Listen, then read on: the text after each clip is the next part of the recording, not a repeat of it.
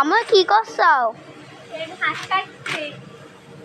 গরু খেতে খাবে না, সারাদিন গরু খেতে চা, গরুদের দানা দেবো, দানা আমি সব দুটা থেকে এসব করতে কষ্ট হয় না। তো সারাদিন কার্টুন দেখবা, মার একটু সাহায্য করবা, এরকম কোনো কিছু করার নেই। করবা নেবাতে